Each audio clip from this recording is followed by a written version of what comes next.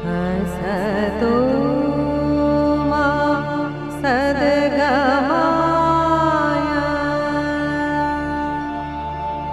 तमसो मा ज्योतिर्गमय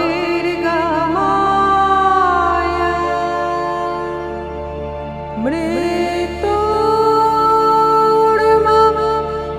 अमृतंगमय।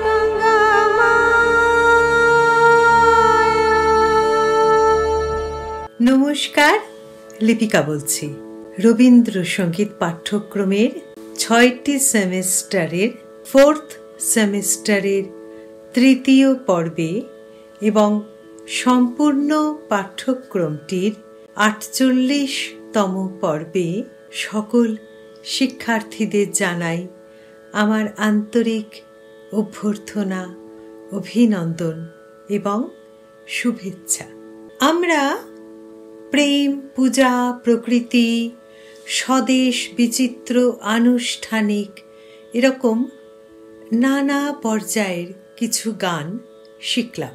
শেষ ক্লাসে আমরা আর্খেমটা তালে একটি নাট্যগীতিও শিখলাম।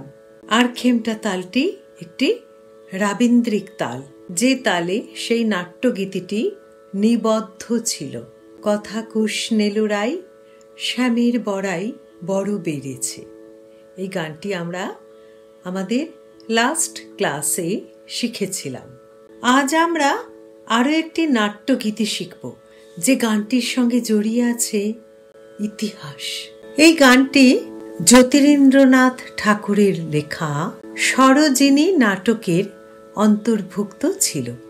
জ্যোতিরিন্দ্রনাথকে রবীন্দ্রনাথের বড় দাদা। সেই নাটকটি প্রথম পাবলিশড হয় বা প্রকাশিত হয় 1875 সালের নভেম্বরে। আমাদের কবির তখন কত বয়স ছিল? 1861-তে তাঁর জন্ম, আমরা জানি। 1875 নভেম্বর মানে তিনি তখন 14.5 বছরের এক কিশোর। জ্যোতিরিন্দ্রনাথের জীবন স্মৃতি গ্রন্থ থেকে আমরা এই গানটির রেফারেন্স পাই এবং আমরা জানতে পারি যে এই গানটি রবীন্দ্রনাথের লেখা হলেও সুরটি কিন্তু তার জ্যোতি দাদার, অর্থাৎ জ্যোতিরিন্দ্রনাথ ঠাকুরের। কারণ 14.5 বছর বয়সের কিশোরের নিশ্চয়ই সেই অভিজ্ঞতা বা সেই স্কিল ছিল না একটি গানের সুর প্রস্তুত করার মতো। তাই গানের বাণীটি আমাদের রবি ঠাকুরের আর সুরটি তার জ্যোতি দাদার। অর্থাৎ এই ঐতিহাসিক তথ্য থেকে আমরা এটি জানতে পারলাম, এই বিশেষ গানটির সুরটি রবীন্দ্রনাথের কম্পোজ করা নয়, কারণ 14.5 বছর বয়সের কিশোরের পক্ষে সেটা সম্ভবও ছিল না। তাহলে সেই গানটি রবীন্দ্রসঙ্গীতের তকমা পেল কেন? সিলেবাসেই বা কেন এলো? আমরা শিখছি বা কেন? সব উত্তর জানব। তার আগে গানের বাণীটি একটু দেখে নিই। জল জল চিতা দ্বিগুণ দ্বিগুণ, পরাণ সপিবে বিধবা বালা। জ্বলুক জ্বলুক চিতার আগুন, জুড়াবে এখনি প্রাণের জ্বালা। শোন রে যবন, শোন রে তোরা, যে জ্বালা হৃদয়ে জানালি সবে, সাক্ষী রলেন দেবতা তার, এর প্রতিফল ভুগিতে হবে। দেখ রে জগৎ মেলিয়ে নয়ন, দেখ রে চন্দ্রমা, দেখ রে গগন, স্বর্গ হতে সব দেখো দেবগণ, জলদ অক্ষরে রাখো গো লিখে। স্পর্ধিত যবন তোরাও দেখ রে, সতীত্ব রতন করিতে রক্ষণ, রাজপুত সতী আজিকে কেমন সপিছে পরাণ অনল শিখে। গানের বাণীটি একটু অন্যরকম না? জল জল চিতা দ্বিগুণ দ্বিগুণ, পরাণ সপিবে বিধবা বালা। জ্বলুক জ্বলুক চিতার আগুন, জুড়াবে এখনই প্রাণের জ্বালা। অর্থাৎ দৃশ্যটি করুণ, কোনো বিধবা রমণীর চিতার আগুনে ঝাঁপ দিয়ে এক মৃত্যুর দৃশ্য। কি কি কারণে সেটি সম্ভব ছিল? দুটি কারণ। প্রথম কারণ সতীদাহ, দ্বিতীয় কারণ জহর ব্রত। একটু অ্যানালিসিস করি। যে কোনো গান একটু বিশ্লেষণ করলে আমরা গানটির দিশা খুঁজে পাব। হিস্টোরিক্যাল রেকর্ডস অনুযায়ী, ঐতিহাসিক তথ্য অনুযায়ী সতীদাহ সংঘটিত হতো গুপ্ত সাম্রাজ্যের সময়। প্রথম সতীদাহের রেকর্ড মেলে নেপালে, পরবর্তীকালে মধ্যপ্রদেশে এবং সেখান থেকে ছড়িয়ে পড়ে রাজস্থানে, যেখানে শতাব্দীব্যাপী সবচেয়ে বেশি সংখ্যক সতীদাহের ঘটনা ঘটেছিল। 30th সেঞ্চুরির পর সতীদাহ প্রথা একটি স্বাভাবিক ঘটনা হয়ে দাঁড়ায়। পুরাণ আর মহাভারত থেকে আমরা সেই রেফারেন্সটা পাই। তবে সর্বশেষ সতীদাহর ঘটনাটি ঘটেছিল কিন্তু 1987-র 4th সেপ্টেম্বর রাজস্থানে, রাজস্থানের সিকর জেলার দিওয়ারা গ্রামে। ভিকটিমের নাম ছিল রূপকুভর কানওয়ার, রূপ কানওয়ার হত্যা বলে যেটি আমরা এখনো মনে করতে পারি, যাকে সতীদাহে আত্মহত্যা করতে বাধ্য করা হয়েছিল। যদিও 1829-এ এই সতীদাহ প্রথা ব্রিটিশ রুলার্সদের দ্বারা ব্যান্ড হয়ে যায়, governor general lord William Bentinck 1829-এর 4th ডিসেম্বর আইন পাশ করে তৎকালীন ব্রিটিশ ইন্ডিয়ার সমস্ত জুরিসডিকশনে এই সতীদাহ প্রথাটি বন্ধ করে দেন। এই বিষয়গুলি আমাদের আজকের আলোচ্য নয়। আমরা এই প্রসঙ্গে এলাম কারণ এই গানটির বাণীতে কোনো রমণীর চিতার আগুনে ঝাঁপ দেবার প্রেক্ষাপট বর্ণিত হয়েছে। তাই কি কারণে সেটা সম্ভব, সেই আলোচনাটির প্রসঙ্গেই আমরা সতীদাহর প্রসঙ্গে এসেছিলাম। সেকেন্ড অপশন জহর ব্রত। সেটি কি? সেলফ ইমোলেশন, আত্মাহুতি by the Hindu Rajput females, both adults and children, to avoid capture, enslavement and rape by Turk-Persian Islamic invaders when facing certain defeat during a war. Hindu Rajput রমণীদের তাদের শিশুকন্যা এবং তাদের সব ভ্যালুয়েবলস, ধন রত্নাদি সহ আগুনে ঝাঁপ দিয়ে মৃত্যুবরণ। কখন? যখন যুদ্ধকালীন পরাজয়ের পরিস্থিতির মুখোমুখি, অর্থাৎ তারা শিওর যে তারা হারবেন, তাদের রক্ষা করার আর কেউ নেই, শত্রুপক্ষ এসে তাদের ক্যাপচার করবে। আক্রমণকারীর দাসত্ব, বলাৎকার, এই সব কিছুকে অ্যাভয়েড করবার জন্য তারা তখন স্বেচ্ছায় আগুনে আত্মাহুতি দিতেন। সেটি জহর ব্রত নামে পরিচিত। ভারতের উত্তর পশ্চিম রিজিয়নে এই জহর ব্রত প্রথা সবচেয়ে বেশি রেকর্ড পাওয়া যায় হিন্দু রাজপুত কিংডমে, রাজস্থানে, যেখানে অপোজিশন ছিল তুর্ক, পার্সিয়ান, মুসলিম আর্মিস।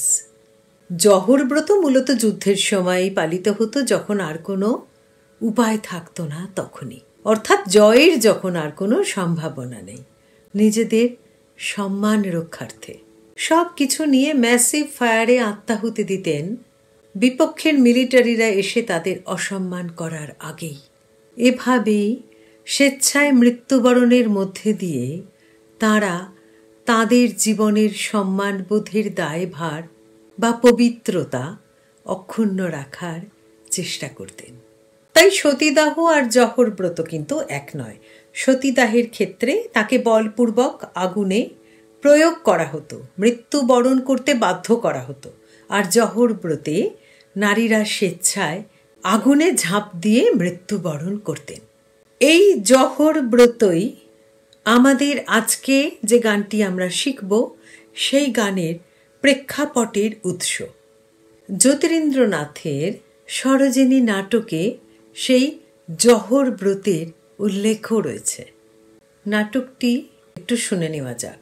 নাটকের মুখ্য চরিত্রে মেওয়ারের রাজা রানা লক্ষণ সিংহ ও তাঁর দুহিতা কন্যা সরোজিনী, যিনি বীর বিজয় সিংহের ভাবী পত্নীও ছিলেন। দৃশ্যপট দেবগ্রাম ও চিতোর। নাটকটির কাহিনীর শেষে জবনদের চকিত আক্রমণে রাজা রানা লক্ষণ সিংহ যুদ্ধক্ষেত্রে প্রাণ হারান। তাঁর 12 জন পুত্রের মধ্যে 11 জন তখন মৃত, তারাও প্রাণ হারিয়েছেন লড়তে লড়তে। আর তাঁর ভাবী জামাই বিজয় সিংহ তখনও প্রাণপণ লড়াই চালিয়ে যাচ্ছেন। একদিকে এই দৃশ্য, অন্যদিকে অন্য দৃশ্য। রানা লক্ষণ সিংহের স্ত্রী রাজমহিষী সরোজিনীর মা কন্যাকে সঙ্গে নিয়ে জহর ব্রতের জন্য প্রস্তুত। কিন্তু তার কন্যা সরোজিনী রাজি নয় প্রাণ বিসর্জন দিতে।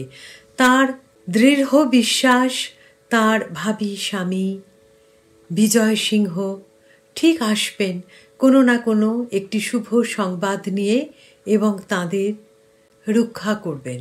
নাটকের এরকম একটি দৃশ্যে আমরা দেখি রাজমহিষী জোর হাতে অগ্নিকুণ্ডের কাছে এসে বললেন, হে অগ্নিদেব, তোমার নাম পাবক। তুমি যেখানে থাকো সেখানে কখনো কলঙ্ক স্পর্শ করতে পারে না। তোমার হাতেই আমার সরোজিনীকে সমর্পণ করলাম, তুমি তার সহায় হয়েও। ঠিক সেই সময় দূরে জবনদের অর্থাৎ শত্রুদের আনন্দোল্লাস শোনা গেল এবং রাজার সেনাদেরও হাহাকার শোনা গেল। কি হাহাকার! হায়, আমাদের সর্বনাশ হলো, রাজা ধরাশায়ী হলেন, চিতোরের সূর্য চিরদিনের জন্য অস্তমিত হলো, অর্থাৎ মহারাজ আর নেই। সেই কথা কানে আসতেই রাজমহিষী অগ্নিদেব আমাকে গ্রহণ করো বলে অগ্নিতে ঝাঁপ দিলেন। কন্যা সরোজিনী তখনও দণ্ডায়মান। মা, কোথায় গেলে? ঠিক সেই সময় তার সেই ভাবী স্বামী বীর বিজয় সিংহ তিনি এলেন, একদম আহত, শেষ অবস্থা। কোনো কথা বলার পর্যন্ত তার শক্তি ছিল না। তিনি শুধু এলেন, ওর দিকে তাকালেন, পড়ে গেলেন এবং মৃত্যুবরণ করলেন। ঘটনা প্রবাহে বিহ্বল সরোজিনী যখন শোকে মুহ্যমান, ঠিক সেই সময় শত্রুপক্ষের সেই জবন রাজা তার সামনে এসে দাঁড়ালেন। সরোজিনীকে কাছে আসার অনুনয় করলেন। সরোজিনীর উত্তর, জানিস নরাধম, অসহায়া রাজপুত মহিলার ধর্মই একমাত্র সহায়। তিনি বললেন, ও তাহলে তার বেশি কথার দরকার নেই, দেখি তোমায় কে রক্ষা করে, কে তোমার সহায় হয় বলে সরোজিনীর কাছে অগ্রসর হতে লাগলেন। সরোজিনী বললেন, দেখবি দেখবি আমার সহায়কে বলেই অগ্নিকুণ্ডে পতিত হলেন। নাটকের পরবর্তী সংলাপগুলিতে সেই জবনরাজ এবং তার সেনার কথোপকথন শুনলেই আমরা সেই সময়ের একটি চিত্র পাব। সেই জবন বীর তখন বিস্মিত হয়ে বলছে, এ কি আশ্চর্য ব্যাপার, অনায়াসে অগ্নির মধ্যে প্রবেশ করলো, একটু ভয়ও হলো না, যার জন্য আমি ছুটে এলাম, এত কষ্ট করে জয়লাভ করলাম, তাকে তো আমি পেলামই না। তখন তার অনুচর সৈনিক বলছে, জাহাপনা, আপনি যাকে খুঁজছেন তিনি ভিন্ন, আপনার ভ্রম হয়েছে। যিনি আত্মাহুতি দিলেন তিনি পদ্মিনী ছিলেন না। তার স্বাভাবিক প্রশ্ন, তাহলে পদ্মিনী বেগম কোথায়, তার কাছে আমাকে নিয়ে চলো। সেনা বলল, জাহাপনা, সেখানে যাওয়াও এখন বৃথা, পদ্মিনী বেগমও এইরকমই আগুনে পুড়ে মরেছেন। জাহাপনা তো অবাক, এ কি রকম আশ্চর্যের কথা, এসব তো আমি কখনো শুনিনি। সেনা বলল, হুজুর, কি আর বলি আপনাকে, আমার সঙ্গে চলুন, আপনি দেখবেন ঘরে ঘরে এইরকম চিতা জ্বলছে। এই নগরে আর একটি স্ত্রীলোকও জীবিত নেই। তিনি তো অবাক। চলো তো দেখি। চিতার ধোঁয়ায় আচ্ছন্ন চিতরের রাজপথে চলমান জয়ী জবন বীরের কণ্ঠে স্বগতোক্তি। এ কি? সমস্ত চিতর নগরী যেন একটি জ্বলন্ত চিতা বলে বোধ হচ্ছে। পথ ঘাট ধোঁয়ায় আচ্ছন্ন, কিচ্ছু দেখা যায় না। পথের দুই পাশে সারি সারি শুধু চিতা জ্বলছে। ওহ, কি ভয়ানক দৃশ্য! কোথাও বোধহয় আগুনও লেগেছে। সেনা বলল, আগুন নয়, কতগুলো বাড়ি পুড়ছে। কোনো কোনো রাজপুত বাড়িতে আগুন লাগিয়ে গৃহশুদ্ধ সপরিবারে পুড়ে মরছেন। ঠিক এই সময় ওই নাটকটিতে কিছু রাজপুত মহিলার সমস্বরে গানটি। জল জল চিতা দ্বিগুণ দ্বিগুণ পরাণ সপিবে বিধবা বালা। জল জল চিতা দ্বিগুণ দ্বিগুণ পরাণ সপিবে বিধবা বালা। জ্বলুক জ্বলুক চিতার আগুন জুড়াবে এখনি প্রাণের জ্বালা। জল জল চিতা দ্বিগুণ দ্বিগুণ পরাণ সপিবে বিধবা বালা। জ্বলুক জ্বলুক চিতার আগুন জুড়াবে এখনি প্রাণের জ্বালা। জ্বলুক জ্বলুক চিতার আগুন জুড়াবে এখনি প্রাণের জ্বালা। শোন রে জবন, শোন রে তোরা, যে জ্বালা হৃদয়ে জ্বালালি সবে, সাক্ষী রলেন দেবতা তার, এর প্রতিফল ভুগিতে হবে। জবনরাজ বললেন, স্ত্রীলোকরা গাইছে না? ও, তাহলে তো এখনো স্ত্রীলোকরা রয়েছে এখানে। সেনা বলল, হুজুর, রাজপুতরা পরাজিত হলে তাদের স্ত্রীরা যখন জহর ব্রত করে, ঠিক চিতায় প্রবেশের মুহূর্তে তারা যে জহর অনুষ্ঠান করে, মনে হয় এখন কোথাও সেটাই হচ্ছে। আমি ভালো করে দেখে এসেছি, নগরে আর বেশি স্ত্রীলোক নেই। মনে হয় যে কজন ছিলেন তারাই বোধহয় এখন একসাথে আগুনে ঝাঁপ দিয়ে জহর ব্রত পালন করছেন। নাটকটির এই দৃশ্যে কোনো এক মহিলার কণ্ঠে ভারী সুন্দর কবিতার মতো কিছু সংলাপ। আমার মনে হলো, যখন আজকের এই ক্লাসটিতে আমরা এই গানটিকে নিয়ে এত ডিটেলে আলোচনাই করছি, তখন সেই সংলাপটুকুও তোমরা শুনে নাও। পরাণে আহুতি দিয়া সমর অননে, স্বর্গে পিতা পুত্রপতি গিয়াছেন চলে। এখন কি সুখ আসে থাকিব সংসার পাশে, এখন কি সুখে আর ধরিব পরাণ। হৃদয়ে হয়েছে ছাই, দেহ করিব তাই, চিতার অনলে শোক করিব নির্বাণ। দূর হ তোরা ভূষণ রতন, বিধবা রমণী আজি পশিবে চিতায়। কবরী তোরেও আজি করিন মোচন, বিধবা পশিবে আজি অনল শিখায়। অনল সহায় হও, বিধবারে কোলে লও, লয়ে যাও পতি পুত্র আছেন যেথায়। বিধবা পশিবে আজি অনল শিখায়। শোন রে জবন, শোন রে তোরা, যে জ্বালা হৃদয়ে জ্বালালি সবে। শোন রে জবন, শোন রে তোরা, যে জ্বালা হৃদয়ে জ্বালালি সবে। সাক্ষী রলেন দেবতা তার, এর প্রতিফল ভুগিতে হবে। সাক্ষী রলেন দেবতা তার, এর প্রতিফল ভোগিতে হবে। জল জল চিতা দ্বিগুণ দ্বিগুণ পরাণ সপিবে বিধবা বালা। জল জল চিতা দ্বিগুণ দ্বিগুণ পরাণ সপিবে বিধবা বালা।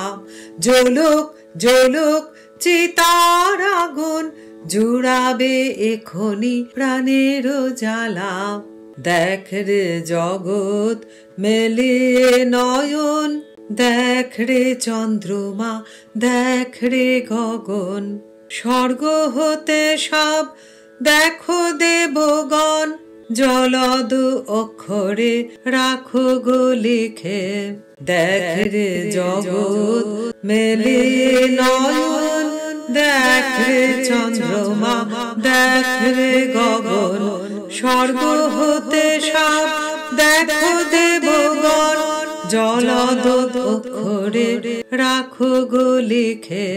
স্পর্ধিত যবন তোরাও দেখ রে, সতীত্ব রতন করিতে রক্ষণ, স্পর্ধিত যবন তোরাও দেখ রে, সতীত্ব রতন করিতে রক্ষণ। রাজপুত সতী আজিকে কেমন, সপিছে পরাণ অনল শিখে, রাজপুত সতী আজিকে কেমন, সপিছে পরাণ অনল শিখে। জল জল চিতা দ্বিগুণ দ্বিগুণ, পরাণ সপিবে বিধবা বালা, জল জল চিতা দ্বিগুণ দ্বিগুণ, পরাণ সপিবে বিধবা বালা। ওই যে সবাই পশিল চিতায়, একে একে একে অনল শিখায়, আমরাও আয় আছি যে কজন, পৃথিবীর কাছে লই যে বিদায়। এই হলো জহর ব্রতকে ঘিরে সরোজিনী নাটকের কিছু সংলাপ। এতটা না বললেও চলত, কিন্তু একটি নাট্যগীতি শিখতে হলে নাটকের দৃশ্যপট সম্বন্ধে স্পষ্ট ধারণা থাকলে গানের ভাব প্রকাশে সুবিধা হয়। তাছাড়া একটি সম্পূর্ণ ধারণাও তো আমাদের হলো ঠিক কোন প্রেক্ষাপটে কোন সময় এই ঐতিহাসিক ঘটনা ঘটেছিল। এবার আবার ফিরে আসি আমাদের ক্লাসে, ঠিক যেখান থেকে আমরা এই বিশ্লেষণাত্মক আলোচনাটি শুরু করেছিলাম। রবীন্দ্রনাথের দাদা জ্যোতিরিন্দ্রনাথ এই সরোজিনী নাটকের খসড়াটি নিয়ে তার শেষ প্রস্তুতিতে ব্যস্ত। ঠিক তার পাশের ঘরে রবীন্দ্রনাথ সংস্কৃত শিখছেন রাম সর্বস্ব নামের একজন শিক্ষকের কাছে। ফাইনাল প্রুফ দেখতে দেখতে কিছু পরামর্শ নিতে জ্যোতিরিন্দ্রনাথ এই ঘরে এলেন রবীন্দ্রনাথের সংস্কৃত শিক্ষকের কাছে। তারা কথা বলছেন ওই দৃশ্যটি নিয়ে। শেষ দৃশ্যে যখন রাজপুত রমণীরা আগুনে ঝাঁপ দেবেন, সেই দৃশ্যে যে গানটি জ্যোতিরিন্দ্রনাথ লিখেছেন সেটি নিয়ে তারা যখন আলোচনা করছেন, হঠাৎ করে কিশোর রবীন্দ্রনাথ বলে উঠলেন, এই গানটা এখানে যথাযথ নয়। তিনি বারবার আর্গুমেন্ট করতে লাগলেন ওটি বদলে দিতে। জ্যোতিরিন্দ্রনাথ তাকে বোঝালেন এখন তার হাতে নতুন গান রচনা করার মতো সময় নেই। চকিতে রবীন্দ্রনাথ এই গানটি লিখে ফেললেন, এক ঝটিকে যাকে বলে, এবং সেই গানটি এই নাটকে হিট গান ছিল। সব থেকে মজার কথা হলো, ঠিক সেই সময় ঠাকুর বাড়ির সদস্যরা, পরিবারের মানুষজন এই রবীন্দ্রনাথকে নিয়ে ভীষণ ভাবিত ছিলেন। কারণ সে প্রথাগত কোনো নিয়মই মানতে চায় না, সে স্কুলের পড়াশুনো পছন্দ করে না, আপন ভোলা কি তার এক নিজস্ব ভাবনায় সে চলে। সকলেই খুব ভাবিত ছিলেন এই ছেলেটির কি হবে।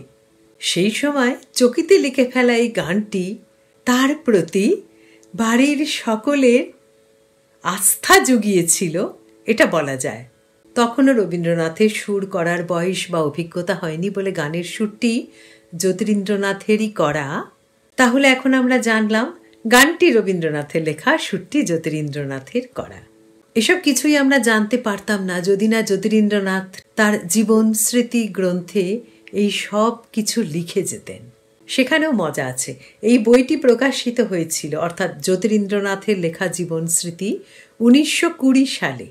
কিন্তু তার আগেই স্বামী বিবেকানন্দ তার একটি বইতে এই গানের কিছু অংশ ব্যবহার করেছিলেন, যে বইটি 1887-88 সালে প্রকাশিত হয়।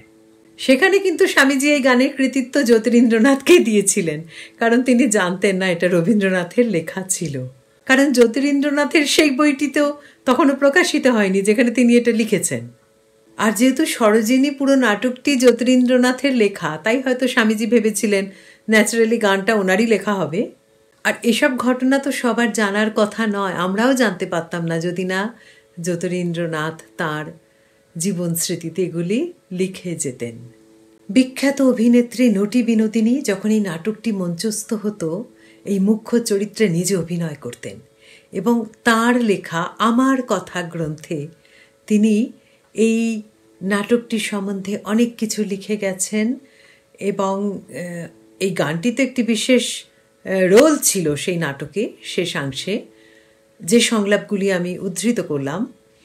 তো নটি বিনোদিনী তার আমার কথা গ্রন্থে লিখেছেন, কোনো একদিন ওখানে মঞ্চে নাকি আগুন জ্বেলেই ওইভাবেই এই নাটকের এই দৃশ্যটি অভিনীত হতো এবং একদিন তার ভেলেতে একটু আগুন লেগে যায় এবং সেইটা নিয়ে এক ভয়ঙ্কর বিপদ ঘটে যেতে পারত, কিন্তু কিভাবে তারা তার থেকে মুক্তি পেয়েছিলেন, কেউ সেটা নিভিয়ে দিয়েছিলেন, এই সমস্ত গল্প তার আমার কথা বইতে রয়েছে। অর্থাৎ এই সরোজিনী নাটকটি এবং সেখানে এই গানটি এবং তাকে ঘিরে এত ঘটনা, সবটাই আজ যেন এক অপূর্ব ইতিহাসের মতো। আজকের ক্লাসটি একটু ভিন্ন স্বাদের হলো না? অনেক কিছু জানা হলো, গানটিও ভিন্ন ধরনের, যদিও গল্পই বেশি হলো। সাধারণত এইসব গান খুব প্রচলিত নয় বলে আমরা সচরাচর শুনতেও পাই না, তাই একটু ভিন্ন স্বাদের এই গানটি আমাদেরও সংগ্রহে রইল। গানটি গাইবার সময় কিন্তু ভাব প্রকাশের দিকে নজর দিতে হবে, খুব মনোযোগ দিতে হবে, কথাগুলি কেটে কেটে উচ্চারণ করতে হবে। আমি আগের ক্লাসেই বলেছিলাম, রবীন্দ্রনাথের গানে সাধারণত স্বরগুলি কেউ কারুর গায়ে হেলান দিয়ে থাকে না, প্রত্যেকে স্বতন্ত্রভাবেই অবস্থান করে। এক্সেপশন আছে, কিন্তু সেটা ভিন্ন। আর অবশ্যই যে গল্পগুলো বললাম সেই দৃশ্যপটটা কল্পনা করে যদি আমরা গানটি গাই, আমি যদি সেই দৃশ্যগুলি মনে মনে চাক্ষুষ করার চেষ্টা করি, আমার মনে হয় গান তার স্বকীয়তা পাবে, ভাব আপনি প্রকাশিত হয়ে গানকে মধুময় করে তুলবে। আমার গায়ন আর ভাব প্রকাশ অঙ্গাঙ্গিভাবে মিশে যাবে। আমরা এবার তালেতে একটু গানটি গাই। জল জল চিতা দ্বিগুণ দ্বিগুণ পরাণ শোভিবে বিধবা বালা। জল জল চিতা দ্বিগুণ দ্বিগুণ পরাণ শোভিবে বিধবা বালা। জ্বলুক জ্বলুক চিতার আগুন জুড়াবে খনি প্রাণের জ্বালা। জ্বলুক জ্বলুক চিতার আগুন জুড়াবে খনি প্রাণের জ্বালা। জল জল চিতা দ্বিগুণ দ্বিগুণ পরাণ শোভিবে বিধবা বালা। জল জল চিতা দ্বিগুণ দ্বিগুণ পরাণ শোভিবে বিধবা বালা। জল জল চিতা দ্বিগুণ দ্বিগুণ পরাণ শোভিবে বিধবা বালা, এই পর্যন্ত সেকেন্ড ব্র্যাকেট দেওয়া রয়েছে। অর্থাৎ যতবার আমরা এই প্রথম পংক্তিটিতে আসবো, আমরা দুবার করে সেটি গাইব। শোন রে যবন শোন রে তোরা, যে জ্বালার দায় জ্বালালি সবে। শোন রে যবন শোন রে তোরা, যে জ্বালার দায় জ্বালালি সবে। শোন রে যবন শোন রে তোরা, যে জ্বালার দায় জ্বালালি সবে। সাক্ষের হলেন দেবতা তার, এর প্রতিফল ভুগিতে হবে। সাক্ষের হলেন দেবতা তার, এর প্রতিফল ভুগিতে হবে। জল জল চিতা দ্বিগুণ দ্বিগুণ পরাণ শোভিবে বিধবা বালা। জল জল চিতা দ্বিগুণ দ্বিগুণ পরাণ সপিবে বিধবা বালা। খেয়াল রাখতে হবে, সাক্ষী রোলেন দেবতা তার, সাক্ষী রোলেন, সাক্ষী রইলেন দেবতা তার। অ্যাকচুয়ালি সেটাই রইলেন, কিন্তু এখানে ছন্দ মেলানোর জন্য কবি সাক্ষী রোলেন দেবতা তার, সাক্ষী রোলেন দেবতা তার, এইভাবে হর্ষইটি উজ্জ করে রোলেন শব্দটি ব্যবহার করেছেন। আর শোনরে জবন শোনরে তোরা, যে জ্বালা হৃদয়ে জ্বালালি সবে, এটিও কিন্তু সেকেন্ড ব্র্যাকেটের মধ্যে রয়েছে, অর্থাৎ এটিও আমাদের রিপিট করতে হবে। এগুলো একটু লক্ষ্য করে করে চলতে হবে। সুরটা খুবই সহজ। পর্যায় নাট্যগীতি, তালটি কিন্তু একতাল। এই বিষয়ে আমার একটি বলার আছে। একতাল, ত্রিমাত্রিক একতাল আমরা যতটা জেনেছি, রবীন্দ্রনাথ সেটি নিয়েছিলেন তার নিজের গানের জন্য, তিনি সেটি প্রস্তুত করেছিলেন। যে অরিজিনাল একতাল, যে শাস্ত্রীয় সঙ্গীতের যে একতাল, সেখান থেকে তিনি ছন্দটি বদলে 2-2-2-2-2-2 না নিয়ে 12 মাত্রার তালটিকে তিনি 4টি ভাগে 3-3 মাত্রায় বিভক্ত করে সেটিকে ত্রিমাত্রিক একতালের রূপ দিয়েছিলেন। অথচ এই গানটি যখন সুর করলেন জ্যোতিরিন্দ্রনাথ, তখন কিন্তু রবীন্দ্রনাথ, আমার মনে হয় না ত্রিমাত্রিক একতালের কনসেপ্ট এসেছে। অথচ আমরা কিন্তু স্বরলিপিতে দেখছি এটি 3-3 ছন্দে লেখা। আমি তার ব্যাখ্যা খুঁজে পাইনি, আমি তোমাদের সেটা বললাম। তোমরা যদি কোনোভাবে তার ব্যাখ্যা খুঁজে পাও অবশ্যই আমাকে জানিও। তবে এখন আমরা ত্রিমাত্রিক ছন্দের একতালেই গানটি অভ্যাস করব। 1875 গানটি রচিত হয়েছিল, আর স্বরবিতানের 51তম খণ্ডে গানটির স্বরলিপিটি রয়েছে। স্বরলিপিকার ছিলেন ইন্দিরা দেবী চৌধুরানী, সুর করলেন জ্যোতি দাদা, লিখলেন রবীন্দ্রনাথ, আর স্বরলিপিটি প্রস্তুত করলেন কিন্তু ইন্দিরা দেবী চৌধুরানী। 3টি নাম মনে রাখতে হবে: রবীন্দ্রনাথের রচনা, জ্যোতি দাদার সুর, ইন্দিরা দেবী চৌধুরানীর স্বরলিপিটির প্রস্তুতিকরণ। স্থায়ী অন্তরা পর এবার আমরা সঞ্চারী গাইব। দেখ রে জগৎ মেলিয়ে নয়ন, দেখ রে চন্দ্রমা, দেখ রে গগন, স্বর্গ হতে সব দেখো দেবগণ, জলদ অক্ষরে রাখো গো লিখে। দেখ রে জগৎ মেলিয়ে নয়ন, দেখ রে চন্দ্রমা, দেখ রে গগন, স্বর্গ হতে সব দেখো দেবগণ, জলদ অক্ষরে রাখো গো লিখে। স্পর্ধিত যবন তোরাও দেখ রে, সতীত রতন করিতে রক্ষণ। স্পর্ধিত যবন তোরাও দেখ রে, সতীত রতন করিতে রক্ষণ। রাজপুত সতী আজিকে কেমন, সপেছে পরাণ অনল শিখে। জল জল চিতা দ্বিগুণ দ্বিগুণ পরাণ, সপিবে বিধবা বালা।